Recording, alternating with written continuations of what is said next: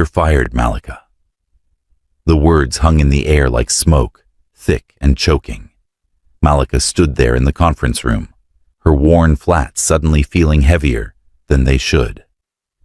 Mr. Richardson sat behind his desk, not even bothering to look up from his laptop. "Wait. What?" Her voice came out smaller than she wanted. "But I've been working double shifts. I finished the Morrison account early. You show up here in clothes that look like you bought them from a thrift store," Richardson said, finally glancing up with those cold gray eyes. "You ride the bus to work. Do you know what our clients think when they see someone like you representing Thompson and Associates? Someone like you." The words cut deeper than any blade could. Malika's hands trembled slightly. "Mr. Richardson, I'm good at my job. My performance reviews are irrelevant." He stood up now, adjusting his tie.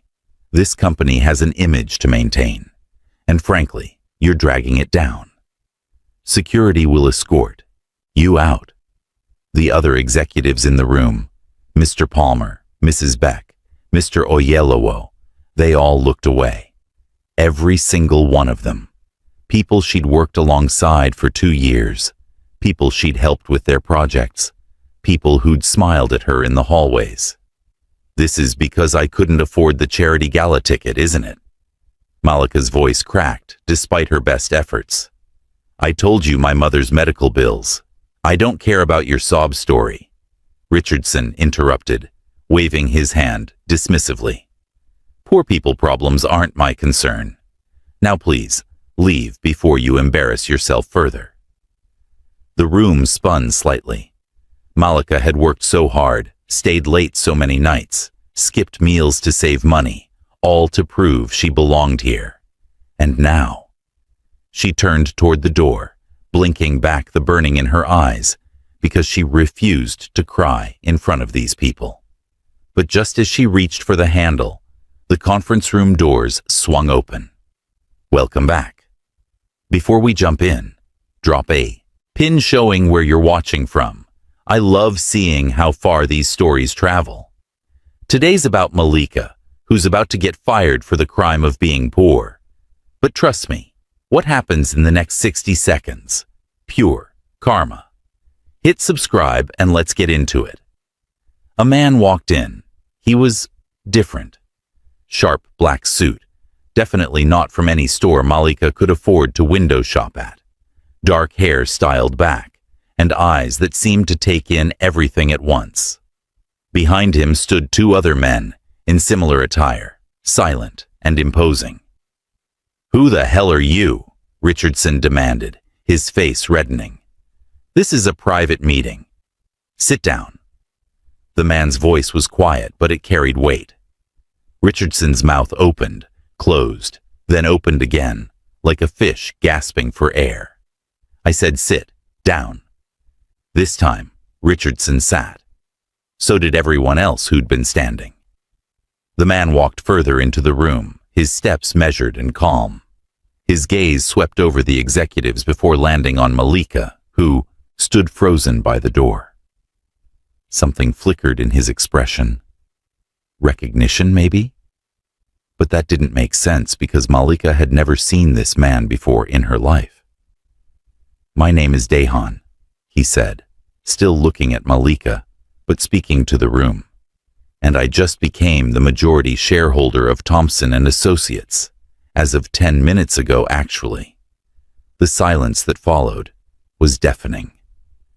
That's impossible," Mrs. Bayek stammered.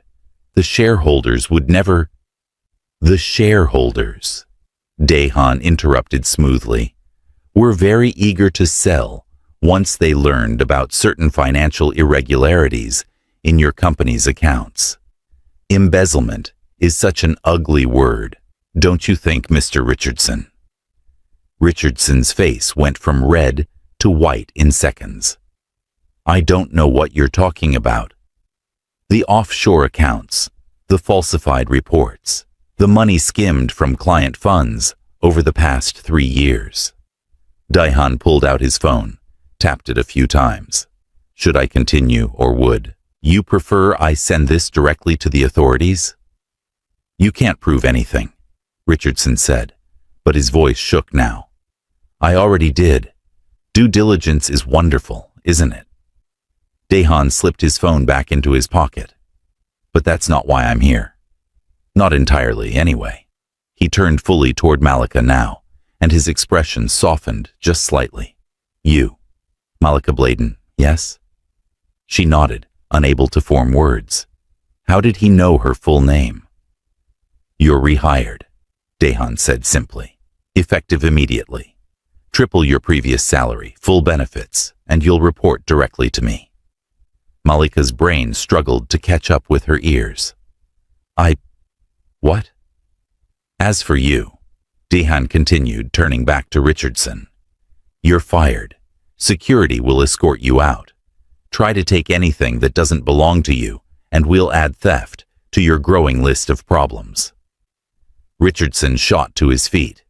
You can't do this. Do you know who I am? I have connections. I have lawyers.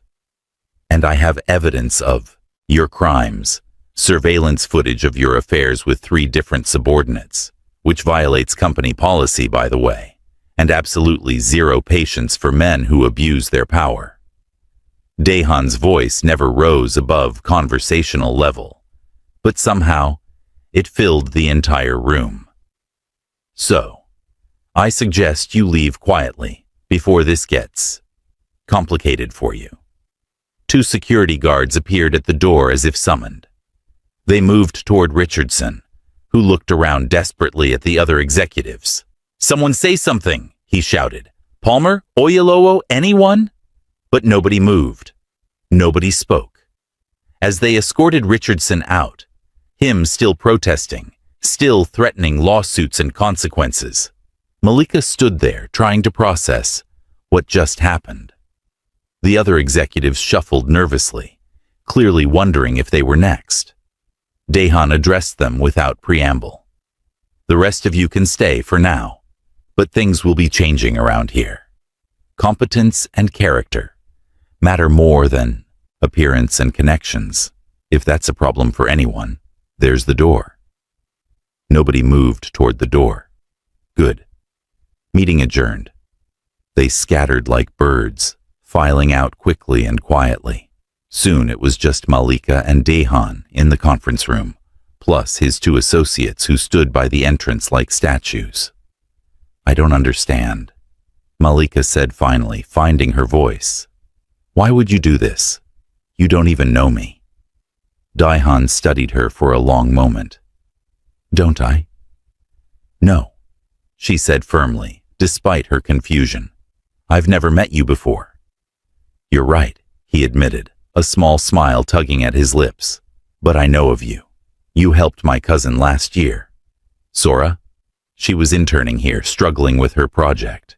You stayed late helping her even though you weren't her supervisor, even though you had your own work to finish. Malika blinked, memories surfacing. Sora Kim? The summer intern? She's at university now, doing well. She told me about you. About how kind you were when nobody else gave her the time of day. Dahan's expression was unreadable. When I learned Thompson and Associates was vulnerable to acquisition, I remembered her stories. So I looked into the company, and I found interesting things. Like how their best employee was being paid barely above minimum wage, while incompetent executives embezzled funds. So this is charity? The word tasted bitter in Malika's mouth. No. Dahan said it so firmly that she actually believed him. This is business. I needed someone I could trust in a key position, someone with integrity. You've proven you have both talent and character. The fact that it also corrects an injustice is just a bonus. Malika wanted to argue, to question, to understand the catch because there had to be a catch. Rich people didn't just swoop in and fix things for strangers. They didn't fire powerful executives and rehire broke assistants out of the goodness of their hearts. But she was also exhausted, tired of struggling tired of proving herself, tired of being looked down on for circumstances beyond her control. "Okay," she said quietly. "I'll take the job." "Good." Daehan pulled out a business card, handed it to her. "Take the rest of today off. Tomorrow, 9 a.m., my office. We have a lot of work to do." He turned to leave, his associates moving to flank him. "Wait," Malika called out. "Why did you really buy this company? It can't just be because of what your cousin said about me." Daehan paused at the doorway, glanced back over his shoulder. "Let's just say I have my reasons. Some of them are business, and some of them are personal. You'll learn which is which eventually." Then he was gone, leaving Malika alone in the conference room that had almost witnessed her complete humiliation. She looked down at the business card in her hand. Daehan Yoon, CEO, Yoon Enterprises. The address listed was in the most upscale part of the city, the kind of building Malika had only ever seen from the outside. Her phone buzzed, a text from her mother. "How was work, baby?" Malika stared at the message, then at the business card, then at the conference room where her life had just completely changed direction. She had absolutely no idea how to answer that question. The Yoon Enterprises building was everything Malika expected and more. Glass and steel reaching toward the sky, marble floors so clean she could see her reflection, and a lobby that probably cost more than her entire apartment complex. She'd barely slept the night before, her mind racing with questions. Who was Daehan really? What did he want from her? And why did the way he'd looked at her make her feel like he could see straight through to all her secrets and broken pieces? "Ms. Bladen?" A woman in a crisp blazer approached with a warm smile. "I'm Yuna, Mr. Yoon's executive assistant. He's expecting you." The elevator ride to the top floor felt like ascending to another world. Yuna chatted pleasantly about the building's amenities, the company culture, how Malika would have her own office on the executive level. "Wait, my own office?" Malika interrupted. "Of course. You're Mr. Yoon's chief operations officer now." Yuna said it like it was the most natural thing in the world. Malika's stomach dropped. There must be some mistake. He said I'd report to him, but he never mentioned. He's very decisive once he's made up his mind about someone, Yuna explained as the elevator doors opened. "Trust me, if he promoted you, you've earned it." The executive floor was all clean lines and understated elegance. Yuna led her past several offices before stopping at a large door at the end of the hall. "Mr. Yoon, Miss Bladen is here," Yuna announced after a gentle knock. "Send her in." Daehan's office was massive, but not showy. Probably. Malika didn't really have experience with executive offices to compare. Floor-to-ceiling windows overlooked the city, and bookshelves lined one wall filled with volumes in multiple languages. Daehan stood by the window, phone to his ear, speaking rapid Korean. When he saw her, he wrapped up the conversation quickly. "Malika, good, you're on time."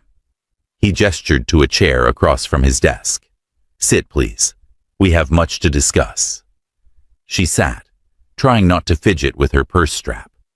The clothes she'd worn yesterday, the ones Richardson had mocked, suddenly felt even more shabby in this pristine environment. "First things first," Daehan said, sliding a folder across the desk. "Your contract. Standard terms, but read it carefully. I don't want you agreeing to anything you're not comfortable with." Malika opened the folder, and her eyes went wide at the salary figure. This has to be a mistake. The numbers are correct.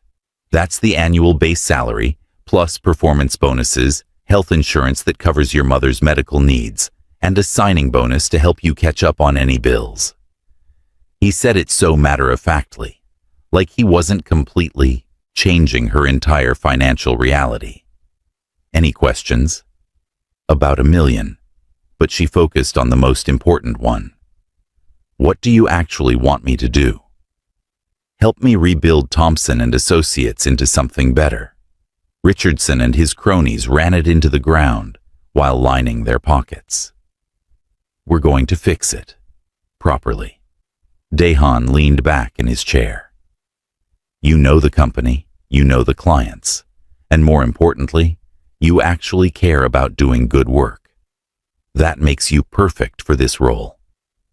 But I've never been an executive before, Malika protested. I don't know how to. Neither did Richardson, apparently, given the mess he made.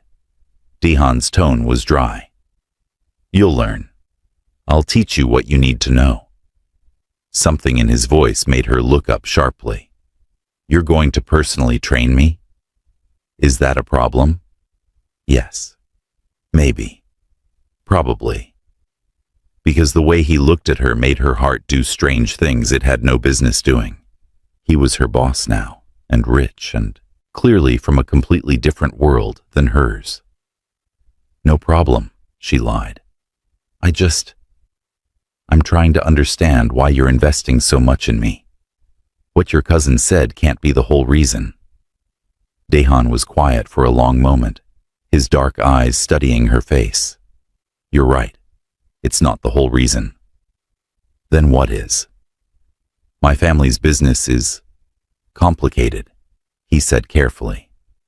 We have many interests, many connections, and sometimes those connections create obligations. One of those obligations led me to investigate Thompson and Associates.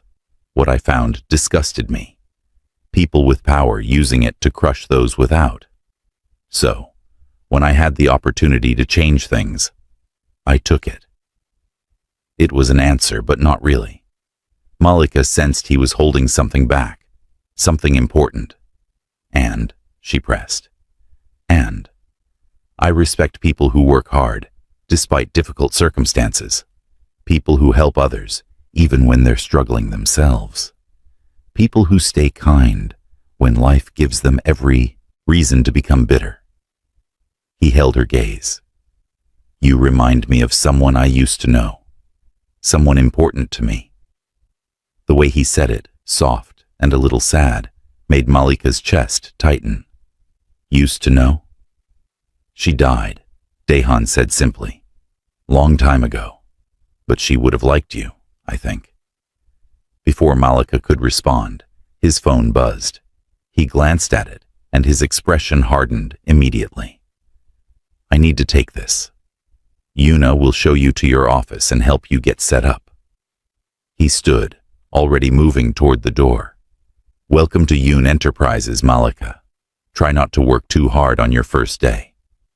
Then he was gone, leaving her alone with a contract that would change her life and more questions than answers. Yuna appeared moments later, all smiles and efficiency, ready to see your new office. Sure, Malika said, gathering the folder. But first, can I ask you something? Of course. Mr. Yoon, is he always this intense? Yuna laughed softly. Intense is a good word for it. But he's fair, incredibly smart, and he takes care of the people who work for him. You'll see. Her new office was beautiful. Gorgeous wooden desk, comfortable chairs, windows with a view. Malika stood in the middle of it, feeling like an imposter in someone else's life. Her phone rang. Unknown number. Hello? Well. Richardson's voice dripped with venom. Enjoying your little promotion, Malika? Her blood ran cold. How did you get this number? I still have friends in this industry. Friends who owe me favors. Friends who can make your life very difficult. He paused. You think some foreign businessman can just walk in and take everything I built? You think there won't be consequences? You embezzled money, Malika said, forcing strength into her voice. You're lucky you're not in jail yet. Yet being the key word. But here's the thing about rich men like Yoon. They have secrets too. Dangerous secrets. You might want to ask yourself what kind of man can buy a company. overnight, fire a CEO, and face absolutely no pushback. Richardson's laugh was ugly. Do some research on Yoon Enterprises, sweetheart. Ask yourself what they really do, and then ask yourself if you want to be caught in the crossfire when it all falls apart. He hung up before she could respond. Malika stood there, phone still pressed to her ear, Richardson's words echoing in her mind. What kind of man can buy a company overnight? She pulled out her laptop, opened a browser, typed in Yoon Enterprises.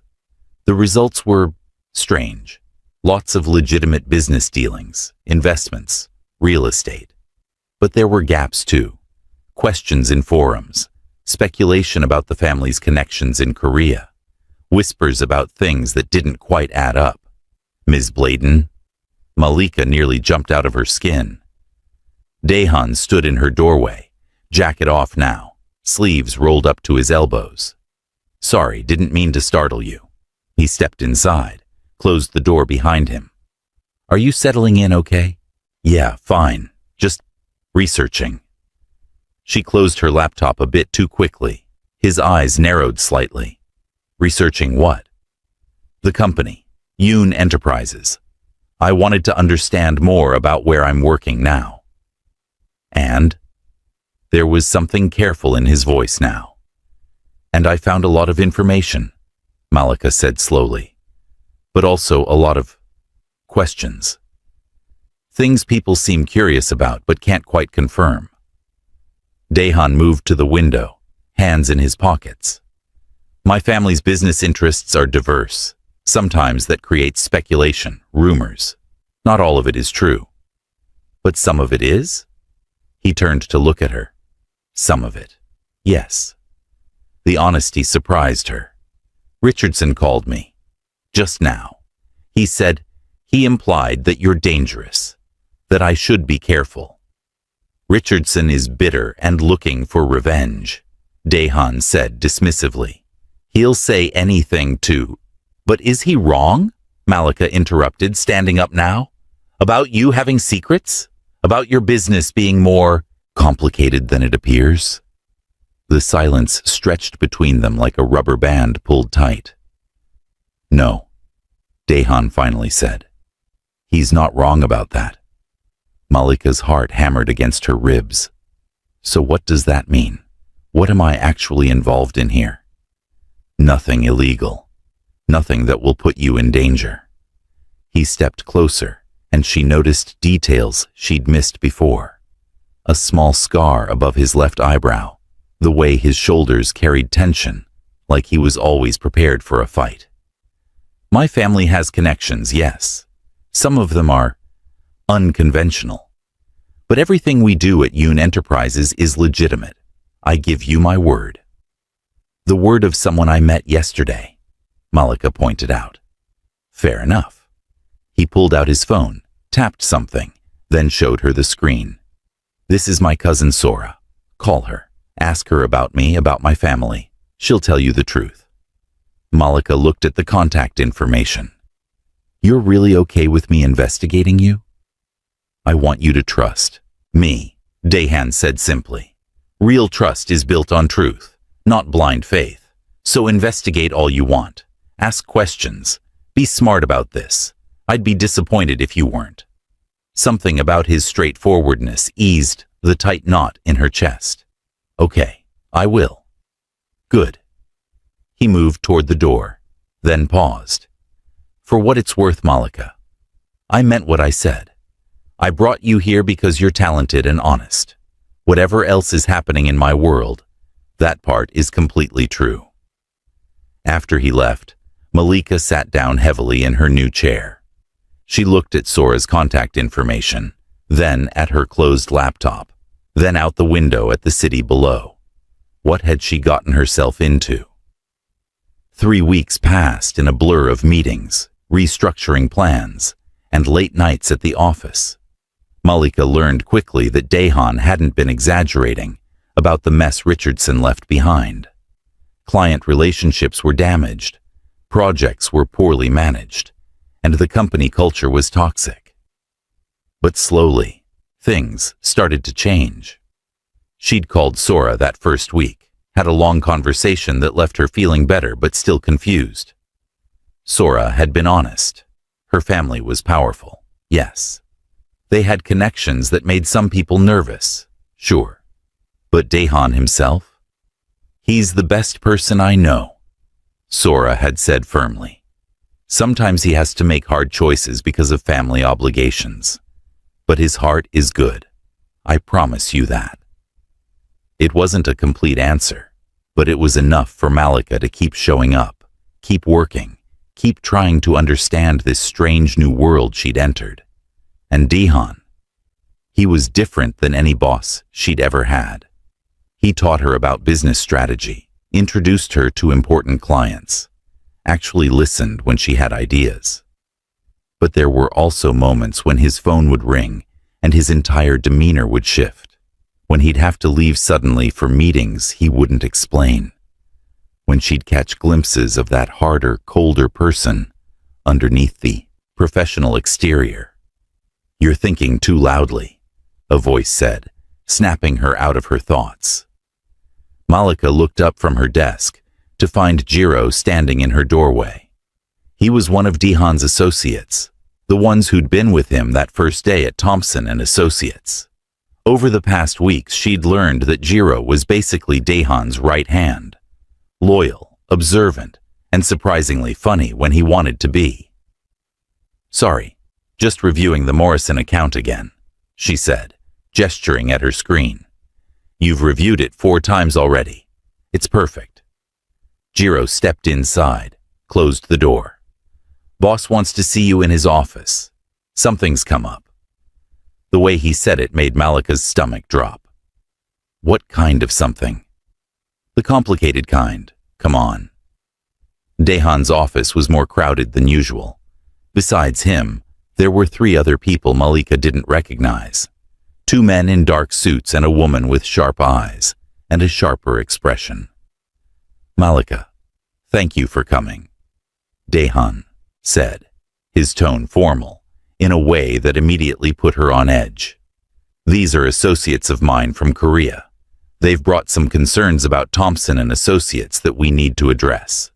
One of the men stepped forward. "Ms. Bladen, we understand you've been instrumental in the company's recent improvements. However, there are some historical issues that require delicate handling." "What kind of issues?" Malika asked, looking between them and Dahan. "Richardson wasn't working alone," Dahan explained. "Before we acquired the company, he'd made deals with some individuals who are now expecting those deals to be honored. Individuals we don't want to do business with." The woman spoke up, her accent crisp and precise. "They're threatening legal action if we don't fulfill certain contracts that are technically binding, but morally questionable." How questionable? Malika felt her professional instincts kicking in despite her nervousness. "They involve moving money through channels that aren't exactly transparent," Dahan said carefully. "Not illegal per se, but definitely unethical. And if we refuse, they'll tie us up in lawsuits that could damage the company's reputation significantly." Malika processed this information. "So what are our options?" "Pay them off and maintain the relationship," one of the men said. "It's the easiest solution." "Or fight them in court and risk everything we've built," the woman added. "Or..." Dahan looked at Malika. "We find a third option, something creative that gets us out of the contracts without giving them ammunition for lawsuits." "Why are you looking at me?" Malika asked. "Because you know this company better than anyone now.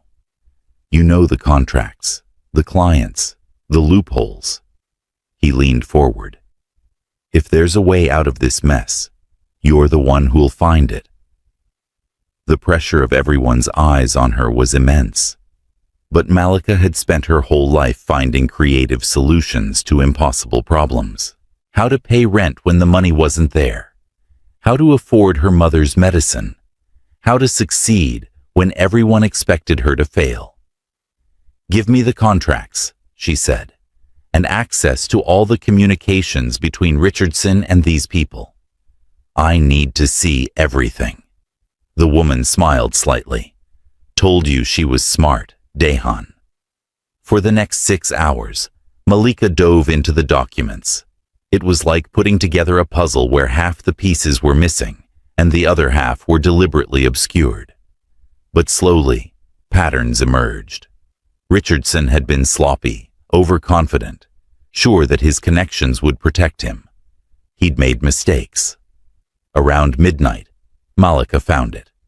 A clause buried in the third contract, written in legal language so dense that Richardson probably hadn't fully understood it himself. It gave Thompson and Associates an out if certain conditions weren't met. Conditions that, upon close examination, hadn't been met. She practically ran to Dahan's office. He was still there, jacket off, tie loosened, looking through his own set of documents. "Found something?" he asked, looking up when she burst in.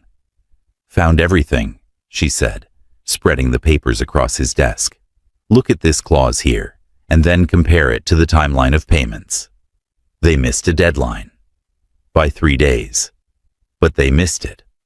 Which means, according to their own contract, the agreement is voidable." Dahan studied the documents, his eyes moving quickly across the pages.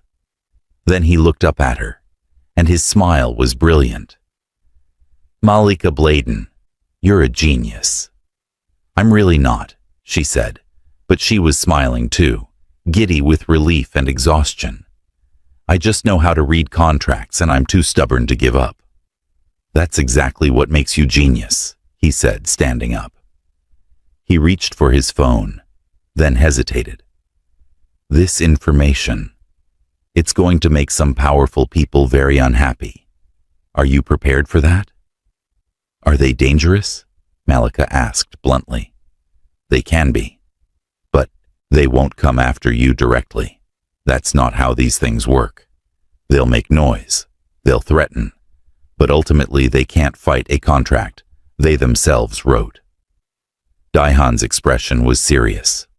"But I need you to understand that this isn't the last complicated situation you'll face if you stay here. My world. It's not always clean and simple."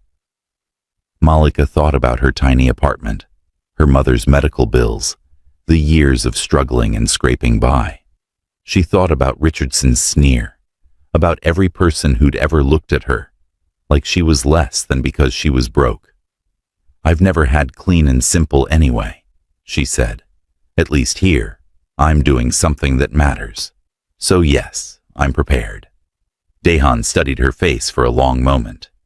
"You really are something else, you know that?" "So I've been told," Malika said wryly, though usually not as a compliment. "It is one. From me." He picked up his phone. "Go home, get some sleep. Tomorrow we present this to the lawyers and officially terminate these contracts. You've earned a rest." Malika gathered her things, but at the door she turned back. "Dahan, why do I get the feeling that you knew I'd find a solution, that you were testing me somehow?" He didn't deny it. "I needed to know if you could handle pressure, if you'd fold or fight. You fought, exactly like I hoped you would. And if I hadn't, then I would have found another way, but I had faith in you." He tilted his head slightly. "Not many people have surprised me in my life, Malika. You keep doing it. I find that refreshing." The way he looked at her made Malika's face warm. She turned quickly toward the door. "Good night, Dahan." "Good night, Malika." In the elevator down, Malika caught her reflection in the polished doors. She looked different somehow. More confident maybe, or just more herself than she'd been in years. Her phone buzzed, a text from an unknown number. "You think you're clever, finding that loophole. But there are always more problems where that came from. Watch your back." Malika stared at the message, her good mood evaporating. She forwarded it to Dahan immediately. His reply came seconds later. Don't worry, I've got people watching. You're safe. It should have been creepy, the idea of being watched. But somehow, coming from him, it just felt protective, like having someone in her corner for the first time in forever. Malika put her phone away and stepped out into the night. The city lights sparkled around her, full of possibility and danger in equal measure. The next morning, Malika arrived at the office to find flowers on her desk. Not the cheap grocery store kind, but a beautiful arrangement of purple orchids and white lilies in a crystal vase. The card read, "For brilliant work under pressure." D. She was still staring at them when Yuna appeared in the doorway. "Mr. Yoon asked me to let you know the legal team is meeting in conference room A at 10. He'd like you to present your findings." "Me? Shouldn't he? He insists. Says it's your discovery. You should get the credit." Yuna smiled. "Between you and me, I think he's proud of you." Malika's heart did that stupid fluttering thing again. "It's just my job." "If you say so," Yuna said, in a tone that suggested she didn't believe that for a second. The presentation went well. The lawyers were impressed, the Korean associates were satisfied, and the contracts were officially terminated by noon. Malika fielded questions with growing confidence, backed up by Daehan when the legal language got too complex. Afterward, as everyone filed out, Daehan caught her arm gently. "Walk with me?" They ended up on the rooftop terrace, a space Malika hadn't even known existed. It was beautifully landscaped with small trees and benches, a peaceful oasis above the chaos of the city. "I wanted to properly thank you," Daehan said, leaning against the railing. "What you did yesterday saved us months of legal battles and potentially millions in damages." "I was just doing what you hired me for," Malika said, joining him at the railing. "No, you went beyond that. You could have given up, could have said it was too complicated, could have suggested we just pay them off like everyone else recommended." He turned to look at her. "But you didn't. You fought for the right solution, not the easy one." "My mama always said if something's worth doing, it's worth doing right," Malika said softly, "even if right is harder." "Wise woman, your mother." "She is. She's also stubborn, opinionated, and doesn't let me get away with anything." Malika smiled at the thought. "You'd probably like her, actually." "I'd like to meet her someday," Daehan said, then seemed to catch himself. "I mean, if you're comfortable with that. I know we've only known each other a month." A month? Had it really only been a month? It felt longer somehow, like she'd known him for years. "Maybe," Malika said carefully. "But I'd want her to meet the real you, not just the CEO version." "There's a difference?" he asked, amused. "You know there is. I see it when you get those phone calls you won't explain. When you have meetings with people like yesterday's visitors. When you look like you're carrying the weight of something heavy, but won't tell anyone what it is." She met his eyes. "Who are you really, Daehan? Beyond the business and the suits and the perfect professional face." He was quiet for so long she thought he might not answer. Then, "I'm someone who was born into expectations I didn't choose. Someone who has responsibilities to people who depend on me. Someone who's trying to do good things, despite coming from a world that often does bad ones." "Your family business," Malika said. It wasn't a question. "Among other things." He ran a hand through his hair, messing up the usually perfect style. "I won't lie to you, Malika. There are parts of my life that are complicated. Connections I can't simply cut, obligations I have to honor. But I'm trying to build something different here, something better. Does that make sense?" "Yeah," she said softly. "It does. I come from a different kind of complicated, but I understand wanting to be more than where you started. That's why I knew we'd work well together, Daihan said. We're both trying to rise above our circumstances without forgetting where we came from. A cold wind swept across the terrace, and Malika shivered. Immediately, Daihan shrugged off his jacket and draped it over her shoulders. You don't have to. I know, he interrupted gently, but I want to. The jacket smelled like his cologne, something woodsy and clean.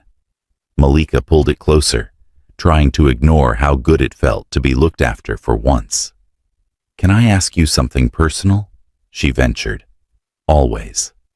That woman you mentioned before, the one who died, who was she to you? Daihan's expression shuddered slightly, but he answered. Her name was Yunji. We grew up together. Our families were close. She was pure goodness, you know? Always helping people, always seeing the best in everyone, even me. Even you? Malika echoed. I wasn't always the person I am now. When I was younger, angrier, I made choices that hurt people. Yunji never gave up on me, though. She kept believing I could be better. His voice went rough. She died in a car accident 7 years ago. Drunk driver ran a red light. I'm so sorry, Malika said, reaching out to touch his arm without thinking. He looked down at her hand, then covered it with his own. Thank you. She would have liked you. You have that same quality she had. That determination to do right, even when it costs you. I'm not sure that's a compliment, Malika said, trying to lighten the mood. Sounds exhausting. It is, Daihan agreed, a small smile returning. But it's also admirable. Don't ever lose that, Malika. The world has enough people who take the easy road. They stood there for a moment, his hand still covering hers, the city sprawling below them. It felt significant somehow, like a turning point she couldn't quite name. Mr. Yoon? Jiro's voice called from the terrace door. Sorry to interrupt, but you have that call scheduled with Tokyo. The moment broke. Daihan stepped back, professional mask sliding back into place. Right, thank you, Jiro. He looked at Malika. Yeah, go. Important business and all that. She shrugged off his jacket, handed it back. Their fingers brushed during the exchange, and she felt that zing of awareness all the way to her toes. We'll talk more later, Daihan said. There's actually something I wanted to ask you about. Dinner meeting tomorrow night with a potential client. I'd like you there. Of course, Malika said. Just send me the details. After he left, Malika stayed on the terrace a while longer, thinking about everything and nothing. About Yunji and the weight of being compared to someone so clearly cherished. About Daihan's complicated world and whether she was ready for all it might entail. About the way her heart had raced when he'd looked at her just now, like she was someone precious. Dangerous thoughts. He was her boss, her savior, someone so far out of her league it was almost funny. Whatever she was feeling, she needed to lock it down before it became a problem. Except when she got back to her office, there was another note on her desk in Daihan's precise handwriting. Thank you for listening. Not many people want to hear the truth about who I really am. Your willingness to try means more than you know. Malika sat down heavily, staring at the note. She was in so much trouble. The dinner meeting was at one of those restaurants where the menu didn't have prices, which Malika had learned meant very expensive. She'd stressed over what to wear, finally settling on a simple black dress she'd bought, with her first real paycheck from Yoon Enterprises. Daihan met her in the lobby, looking unfairly good in a dark gray suit. His eyes widened slightly when he saw her. That dress is perfect.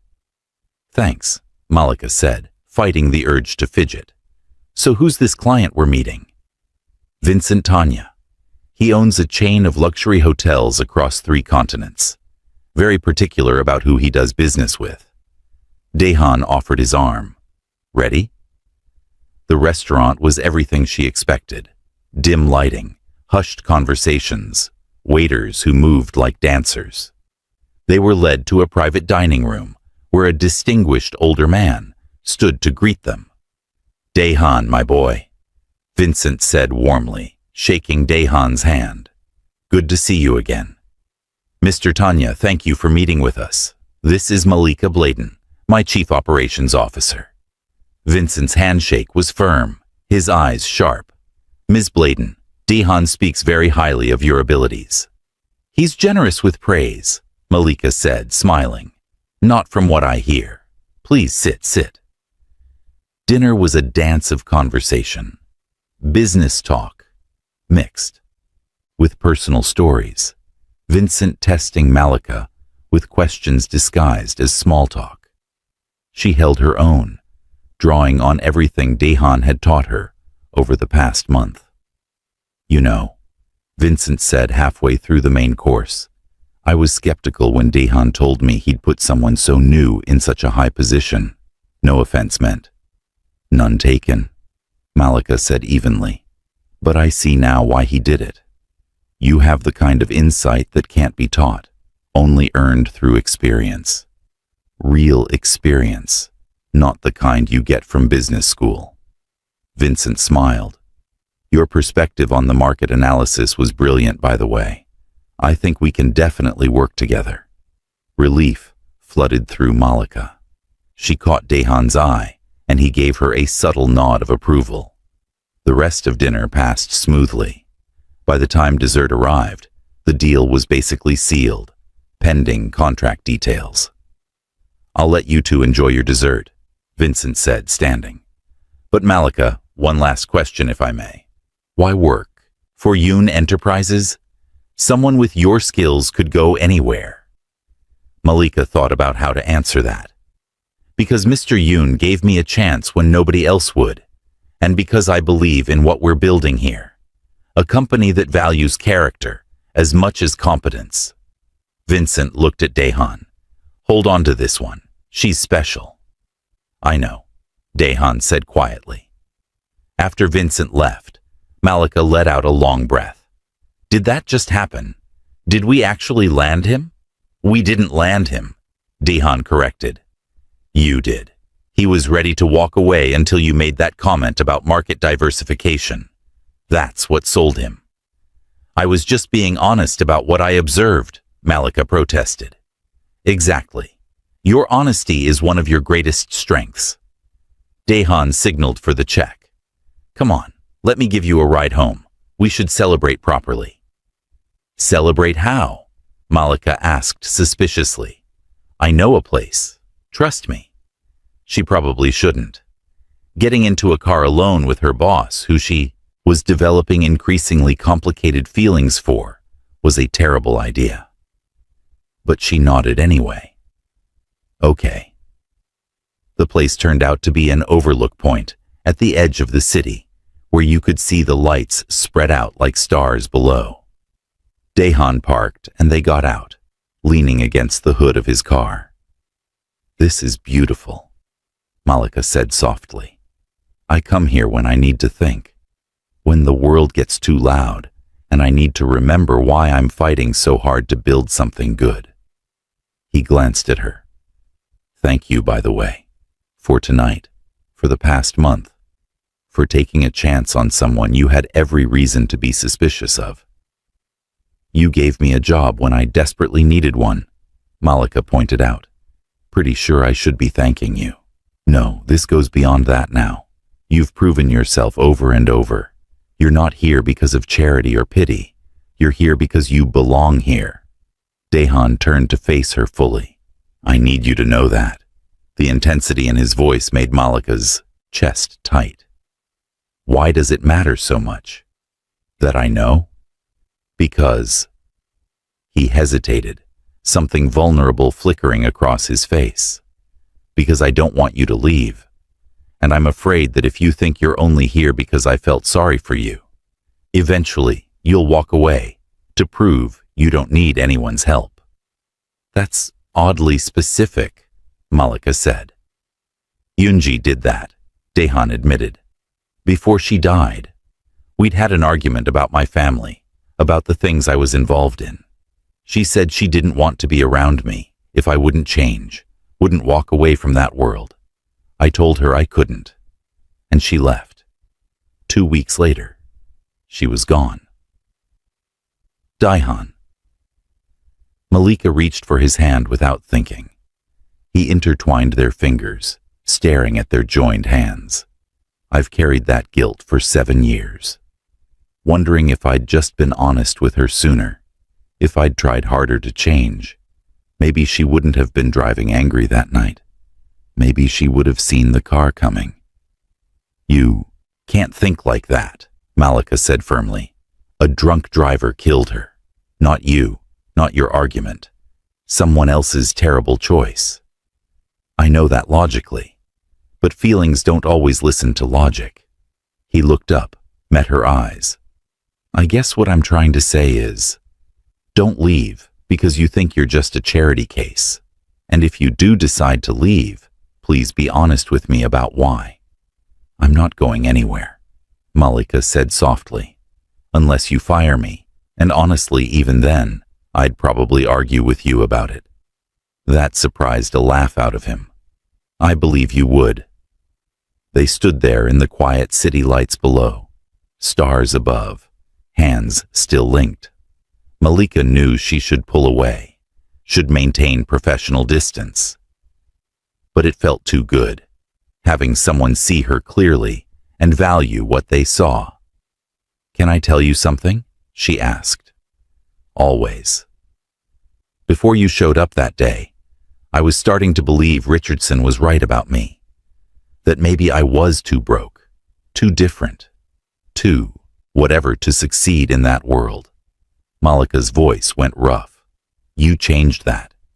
Not just by giving me a job, but by treating me like I was already worth something. Like my ideas mattered. Like I mattered. You do matter, Daehan said intensely. More than you know. The way he looked at her made Malika's heart race. For a moment, she thought he might, but then he stepped back, releasing her hand. We should get you home. It's late. The drive back was quiet but comfortable. When they pulled up outside her apartment building, modest compared to his world but home, Daehan walked her to the door. Thank you for tonight, Malika said. For dinner, for the overlook, for everything. Thank you for being someone I can talk to honestly. That's rarer than you'd think in my position. He turned to leave, but Malika caught his sleeve. Daehan, whatever complicated things are happening in your world, you can talk to me about them. I might not understand everything, but I'll listen. And I won't judge you for circumstances you didn't choose. Something shifted in his expression. I'll remember that. After he left, Malika climbed the stairs to her apartment, feeling like she was floating. Her mother was already asleep, but there was a note on the kitchen counter. Baby girl, you were glowing when you left tonight. I don't know what's happening at that new job, but I like seeing you happy. Love you forever. Mama Malika smiled, tucking the note into her pocket. Her phone buzzed with a text from Daehan. Sleep well. Tomorrow we start working on the Tanya contracts.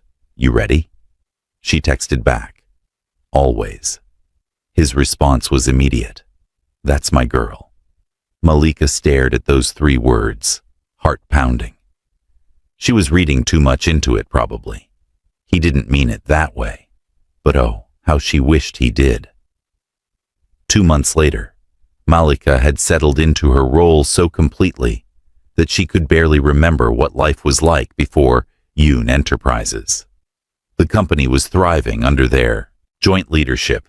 Client relationships were stronger than ever, and she'd even started to understand the more complicated aspects of Daehan's world, including the part where a rival company tried to sabotage them. They did what? Malika stared at Jiro in disbelief. Planted false information in the trade publications, suggesting Yoon Enterprises is involved in money laundering. It's complete fiction, but the timing is strategic, right when we're about to close the Tanya deal. Jiro looked worried. Boss is handling it, but he wanted you to know. Malika found Daehan in his office, on the phone speaking rapid-fire Korean. When he saw her, he wrapped up the call quickly. I heard, she said, closing the door. How bad is it? Manageable. My lawyers are already drafting defamation suits, and we have documentation proving the claims are false. He loosened his tie, looking exhausted. But it's going to be a messy fight. Who's behind it? Competitor who lost out on the Tanya contract. They're upset about it.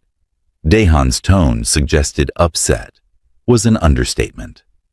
What can I do to help? You can stay out of it, he said firmly. These people play dirty, Malika. I don't want you caught in the crossfire. Too late, she countered. I'm already involved. We're a team, remember? You taught me that. Something flickered in his eyes. Pride, maybe, or worry, or both. You're stubborn, you know that? So I've been told. She moved closer to his desk. Now tell me what we're really dealing with here. He sighed, then pulled out his phone, showed her messages. Threats mostly, demands that they back out of certain deals, insinuations about what would happen if they didn't comply. These are criminal threats, Malika said, anger rising. We should take this to the police. It's not that simple, Daehan interrupted. The people making these threats have connections. Going to the authorities might make things worse. So what? We just let them bully us? No. We handled it the way I've always handled these situations, carefully, strategically, and without giving them ammunition to escalate. He stood, came around the desk. But I need you to trust me on this, Malika. And I need you to promise you'll be careful. No working late alone. No walking to your car without security. No. I get it, she said, touched by his concern. I'll be careful. Over the next week, the situation intensified. More false stories appeared. Clients started calling with concerns, and Malika noticed Daehan becoming more tense, more guarded. He still treated her well, still valued her input, but there was a distance now that hadn't been there before. Then one night, everything came to a head. Malika was working late, despite Daehan's warnings, when she heard voices outside her office. Angry voices. She recognized one of them. Mr. Palmer, one of the executives they'd kept on from the Richardson era. Telling you she's the weak link, Palmer was saying. Get to her. You get to Yoon. He's got a thing for her. Anyone can see it. Malika's blood ran cold. She quickly pulled out her phone, started recording. And how do you suggest we get to her? An unfamiliar voice asked. I don't know. That's your department. Scare her. Threaten her family. Whatever it takes to make her convince Yoon to back off. Palmer's voice was cruel. She's just some broke girl who got lucky. She'll fold under pressure. Before Malika could decide what to do, another voice joined the conversation. Daehan's. Gentlemen, I believe you're on my property having a conversation you shouldn't be having. There was a scuffle, raised voices, then silence. Malika's door opened, and Daehan stood there, looking absolutely furious. Did you hear all that? He asked tightly. Most of it. I recorded it too. She showed him her phone. Some of the tension left his shoulders. Smart. Come on. We're leaving. Now. But now, Malika. The edge in his voice allowed no argument. She grabbed her things and followed him. Palmer and the other man were being escorted out by security, Palmer shooting her a look of pure venom as they passed. In the elevator, Daehan was silent, jaw clenched. Malika had never seen him this angry before, and honestly, It was a little scary. "I'm sorry," she said quietly.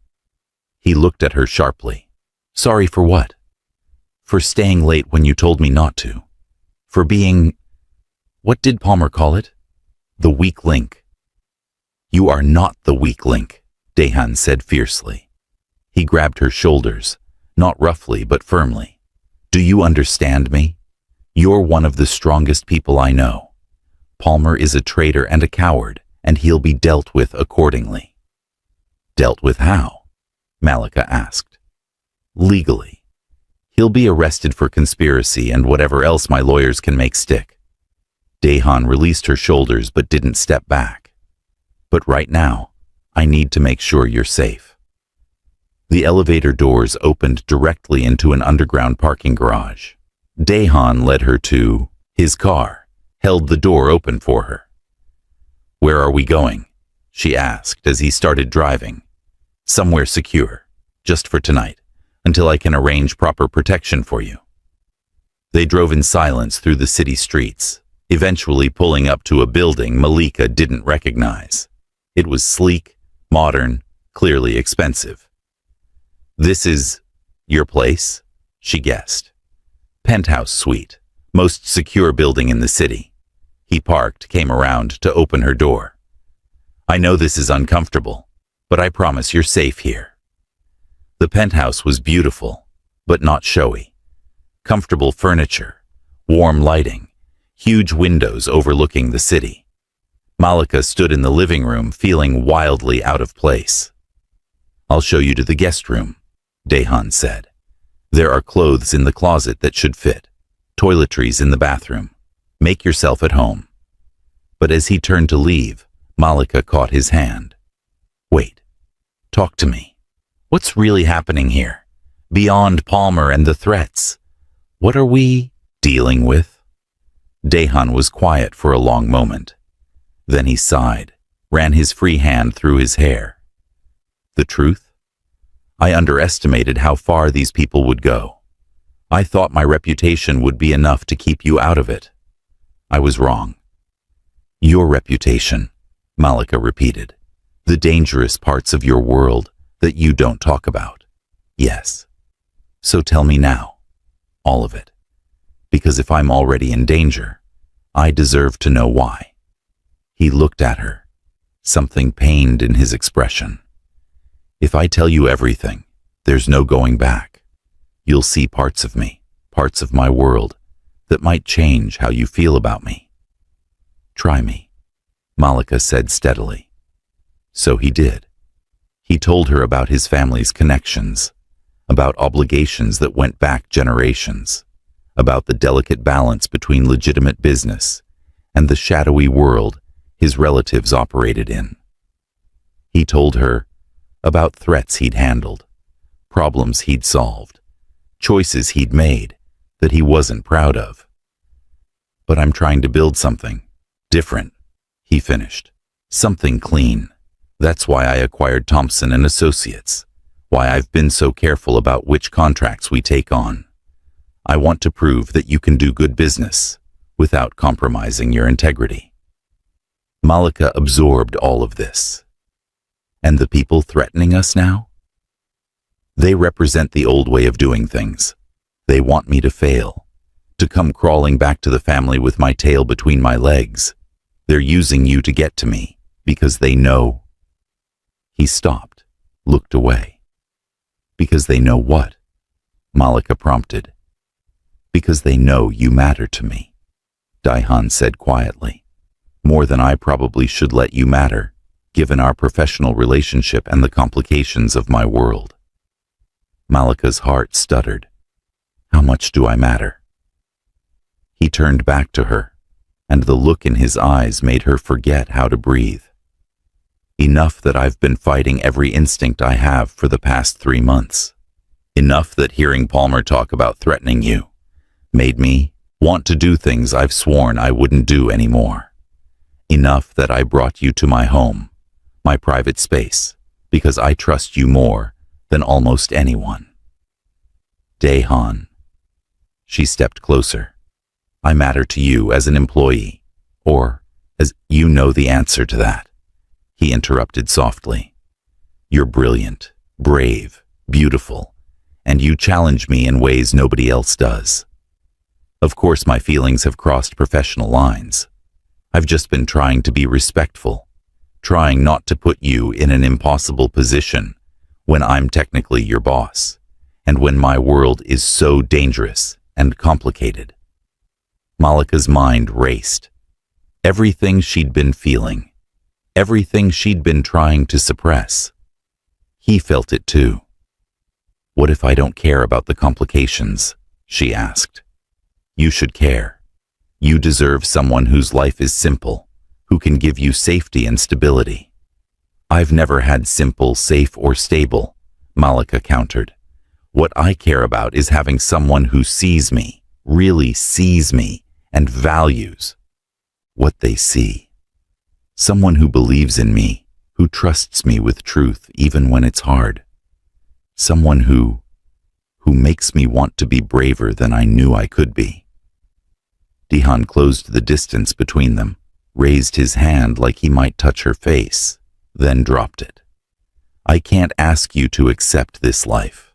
The threats, the complications, the constant balancing act between my family obligations and my own goals. It's not fair to you. What's not fair is making that decision for me, Malika said firmly. She took his hand, the one he'd dropped. I'm a grown woman. I can decide what risks I'm willing to take, what complications I'm willing to accept. And I'm choosing to stay, to fight beside you, to see where this goes despite everything working against us. Malika. Her name on his lips sounded like a prayer and a plea all at once. Unless you don't feel the same, she added, suddenly uncertain. Unless this is just you being protective of an employee. He laughed softly, sadly. You really don't see it, do you? How every time you walk into a room, my world gets a little brighter. How I find excuses to work late, just hoping you'll still be there. How you've become the first person I want to tell when something good happens, and the only person who can calm me down when something goes wrong. Then why are we fighting this? Malika whispered. Because I'm terrified, Dahan admitted. I lost Yunji because I couldn't protect her from my world. The thought of losing you too, of my choices putting you in danger. His voice broke slightly. I couldn't survive that again. You're not going to lose me, Malika said fiercely. I'm stronger than I look. I'm smarter than people think. And I'm definitely more stubborn than you give me credit for. So stop trying to protect me from living my own life. Dahan studied her face, searching for something. Whatever he found, there must have satisfied him, because he finally closed the last bit of distance between them. But he didn't grab her dramatically or sweep her into anything. Instead, he gently cupped her face in his hands, thumbs brushing her cheekbones, and looked at her like she was precious beyond measure. You're sure? He asked one last time. I'm sure. He smiled then, real and genuine and so beautiful it hurt. Then I guess we're doing this, you and me against whatever comes next. Together, Malika confirmed. Together, he agreed. They stood there in his penthouse, the city sprawling below them, the future uncertain, but somehow less scary, because they'd face it side by side. There would be more threats, more complications, more challenges ahead. But for right now, in this moment, Malika felt something she hadn't felt in years. Hope, real, solid, unshakable hope, and that was worth fighting for. So yeah, that happened. If you made it this far, thank you for sticking with Malika and Dihan's story. Let me know what you think in the comments, and maybe hit that subscribe button if you want more stories like this. This whole journey has been something else, and honestly, I'm just glad you were here for it with me.